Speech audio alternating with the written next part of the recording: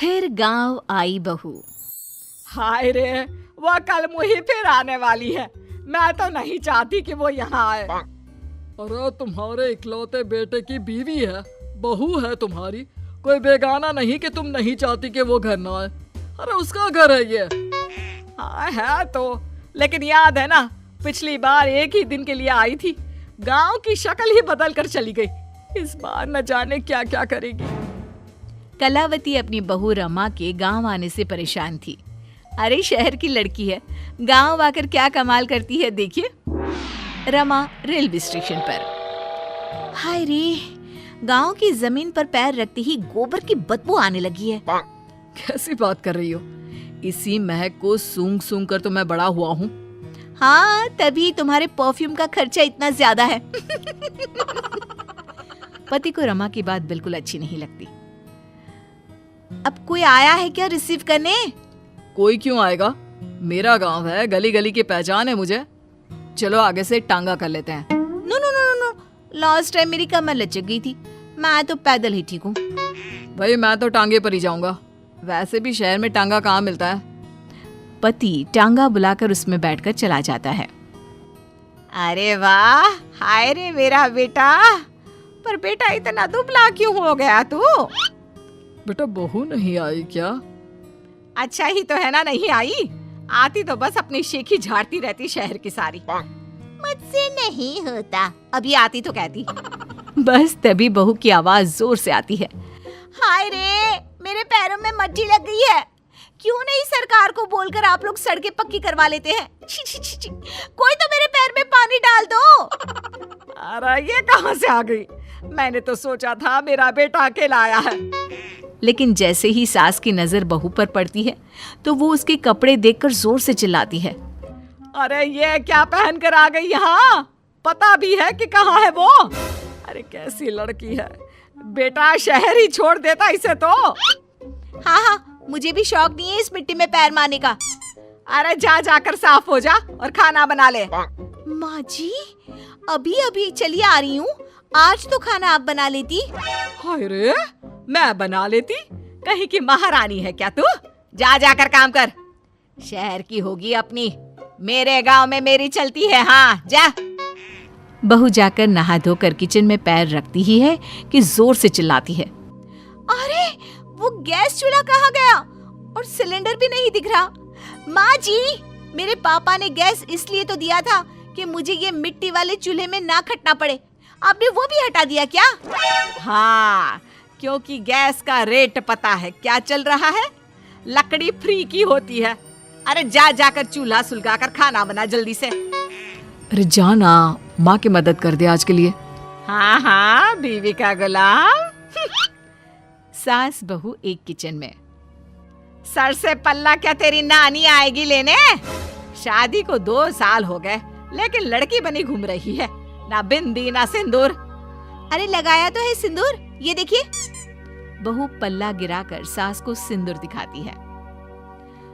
अब मेरे साज श्रृंगार पर चर्चा हो चुकी हो तो चलिए खाना भी बना ले। आप तो सुबह से ठूस रही होंगी, हम लोग तो अभी अभी आए ना सफर करके। उधर बाहर बेटा और पिता आपस में बात कर रहे थे। क्या है पापा, माँ को कुछ तो समझाइए, कैसी रहती है वो मीरा के साथ? अरे अभी तो शादी हुई है, प्रोफेशनल लड़की है, वो काम ना करे तो हम लोगों का घर ना चले। देख बेटा, तू ये सास बहू के बीच में ना बोले तो ही अच्छा होगा। ये ऐसा रिश्ता है कि कुछ भी कर लो मन मुटाव तो बना ही रहेगा। वो तो है पापा, लेकिन चलिए देखते हैं। शाम को मीरा स्कर्ट पहन कर आती है। हे सासू माँ, मैं जरा बाहर जा रही हूँ। पास में वो जो मौसी रहती है ना, जो शहर से आई थी अपने पति के इलाज के लिए, उन्होंने घर बुलाया है। कौन, वो विमला मौसी? अरे ना ना, उनके घर ना जाना। उनके घर मौसाजी नहीं रहे हैं, 2 हफ्ते पहले ही देहांत हो गया उनका। ऊपर से तू ये फराक पहन कर चली जाएगी। अरे ना बाबा ना। ओहो, फिर तो जाना ही चाहिए, आप भी चलिए ना। ना ना, तेरे जैसे कार्टून के साथ तो मैं कहीं ना जाऊं। बहू मॉडर्न कपड़ों में गांव की मौसी के घर जाती है, जहां सभी घर वाले उसे देखने लगते हैं। अरे ये क्या हो गया, कौन आया है जो सारे ऐसे देख रहा है? माँ, कोई कबूतरी सी लग रही है, देख तो।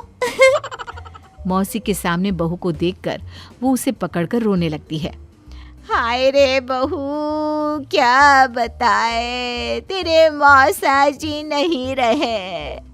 शहर में तेरे घर पर रहकर मैंने उनका इलाज करवाया, लेकिन मैं बचा नहीं पाई उनको। देखिए मौसी, जो होना था वो तो हो गया, लेकिन अब कैसे चलेगा घर? तभी एक सरकारी आदमी उनके घर आता है। ये विमला देवी कौन है? मैं ही हूँ। कौन है, कहाँ से आए हैं आप? मैं आपके पति के दफ्तर से आया हूँ। ये कागज में आपके साइन लेने हैं, जरा जल्दी कर दीजिए। विमला मौसी जैसे ही साइन करने जाती है, बहू रोक लेती है। रुकिए मौसी, कभी भी आंख बंद करके साइन नहीं करना चाहिए। देखिए तो क्या लिखा है पेपर में।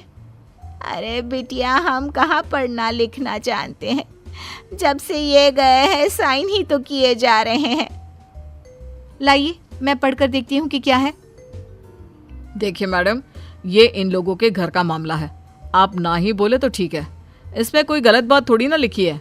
अरे हम चोर नहीं, सरकारी लोग हैं। जाने दे बहू, कुछ गलत नहीं होगा। अरे पर पेपर पढ़ने में कितना वक्त लगता है, और अगर कुछ गलत नहीं है तो आपको परेशानी क्या है? बहू पेपर छीन कर पढ़ लेती है और फिर, मौसी, इस पे साफ साफ लिखा है कि मौसा जी की जो नौकरी थी, जो आपके बड़े बेटे को मिलनी है, उसे आप अपनी खुशी से इस आदमी को देने को तैयार हैं। हाय रे, ये तो अनर्थ हो रहा था। अब ये जाएगा पुलिस के हवाले। पुलिस आदमी को ले जाती है। तब तक घर के बाहर भीड़ लग जाती है। सास, ससुर और पति भी वहां आ जाते हैं। मुझे तो लग रहा है कि बहू शहर से गांव जैसे मेरे लिए ही आई है। अरे भला हो बच्ची का जो मेरा घर बर्बाद होने से बचा लिया। कमला दीदी, भगवान ऐसी बहू सबको दे।